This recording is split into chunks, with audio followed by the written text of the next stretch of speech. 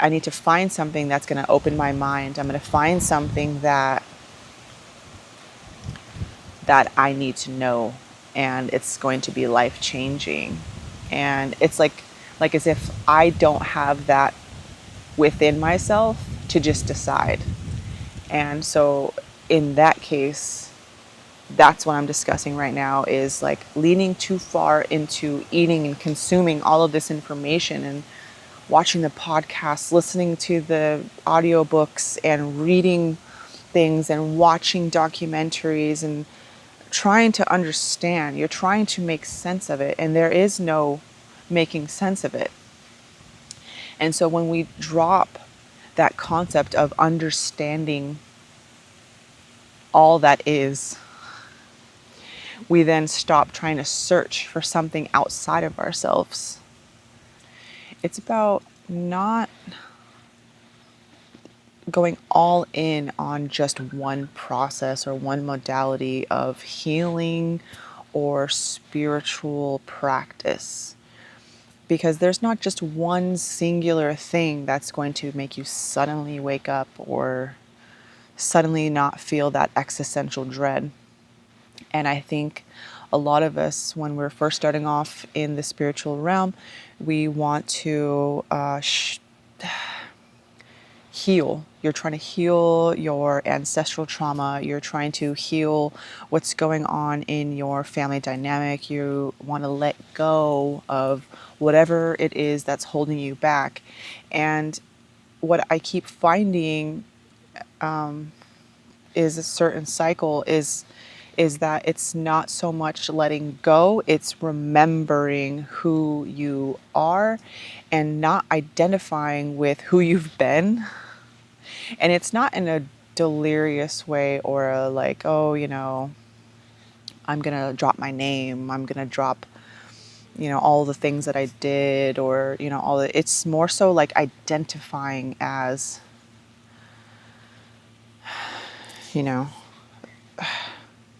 certain labels, like a woman, for example, or a mother, or those kinds of things. Because within that comes a lot of, I don't want to say expectations, but I want to say limitations. With that comes a lot of limitations, because you think about, okay, well, as a mother, I shouldn't be thinking about this, or as a wife, I shouldn't be thinking of this, or I shouldn't do this, and see how like that can add some layers. And the whole point of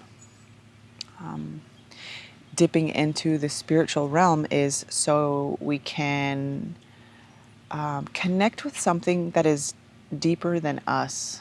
It's it's to step outside of the box. It's to open our minds. But sometimes during the spiritual journey, we can lean on these gurus or healers or different modalities a little too much, where it almost kind of mirrors religion, and it just turns into something that we are thinking that we're letting go, but it's just the same thing in a different packaging. I'm just asking for us to think about healing and the spiritual realm and tapping into stuff that is outside of the box in a more playful way, with less expectations.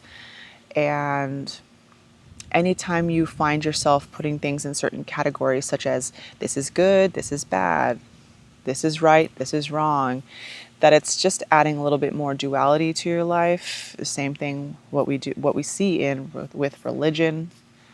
And this isn't to disguise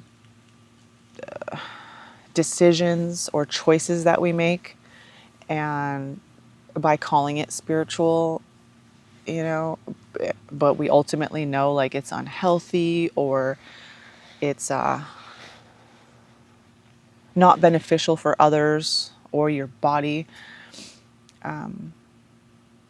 It's just to help chisel and fine tune, because we don't need to add any more judgment into this. Our largest judge is ourselves, and we continue to punish ourselves for decisions or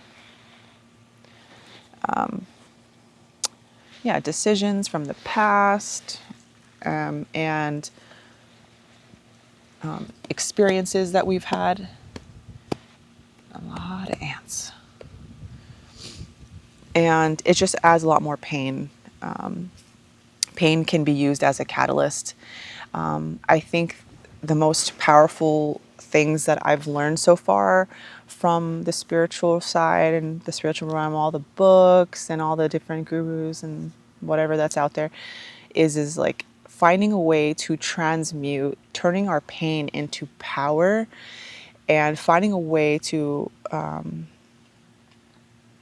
just transform energy into something beneficial rather than being like shackles or pain or sadness. Alchemy.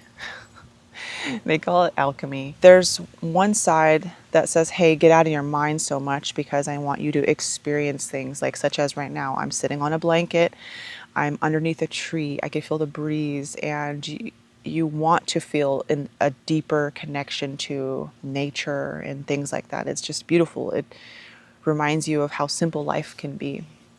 And then there's the other side where it really is beneficial to ask yourself, why did I respond that way? Why am I suddenly very frustrated? Or why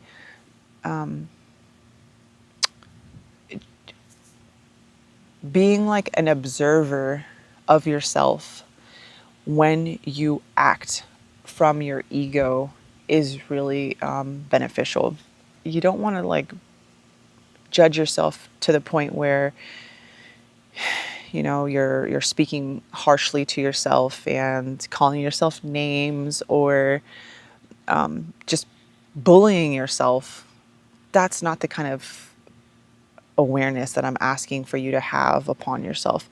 I want you to be able to look at yourself from a subjective place and really just ask yourself these questions like, do I respond from a broken place, a a sad place? Do I respond because I genuinely, love myself, therefore I can show love to others? Yeah, just being playful and trying different modalities, such as learning about Buddhism, trying Qigong. I've been finding it's beneficial. I'm still not super on top of doing it every day, but I do notice when I am on a trajectory of like 3 or 4 days in a row that I'm feeling a lot more light. I'm feeling a lot more energetic and playful and just light. What else? Kundalini yoga. That's been pretty amazing. We've got chanting in there that connects you with like thousands of years of ancient traditions that many people across the world have been utilizing. So it's something that's like ancestral to help us awaken ancient parts of ourselves. And this isn't to gain any kind of power over people. This is to remember your power. This is to unlock things that are within you that are going to just make you feel like unstoppable and in regard to your goals or whatever it is in your life, your personal life. Of course, going from walks, sun gazing. For me personally, I'm a lot more attracted to the sun rather than the moon. I'm just talking about things that will help trigger things within you to remind you of your own personal power, your own divinity, treating our bodies a lot nicer. And by that being said, making the time to stretch, making the time to be hydrated, choosing to have more protein and fiber in your diet to make sure your body is working like the way it needs to. Taking nice long walks, those kinds of things. Soaking your feet in salt, Epsom salt, and we we've seen it or we've heard about it in either religion. We've also heard it from our ancient people, and they're always talking about your body needs to be like a temple. That means we need to respect it. Who are we sharing our bodies with? Are we showing the world all of our bits? Like, just knowing that you are special and you need to be treasured. And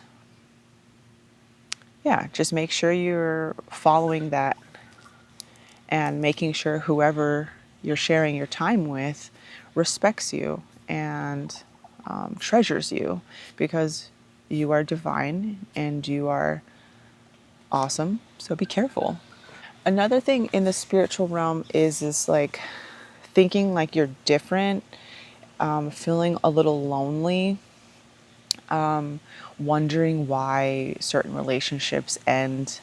It could be in regard to friends, old cliques you used to hang out with. Something about you pushes people away.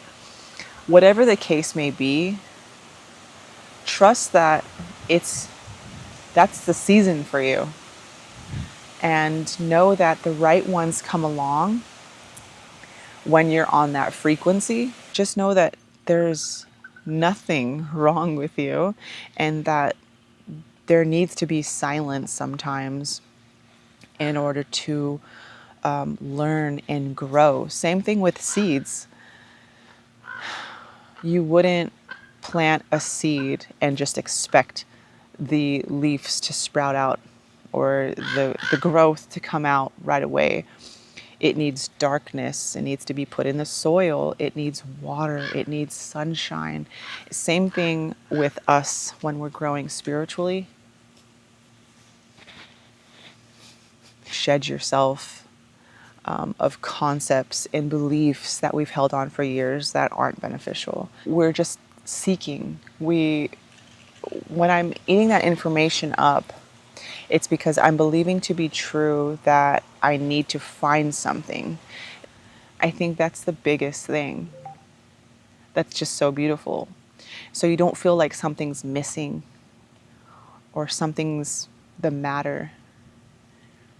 Yeah, you can be interested in ancient megalithic structures and ancient Egypt and all these different pyramids all across the world. It's still amazing to look at, but you're not trying to make sense of it all after a while.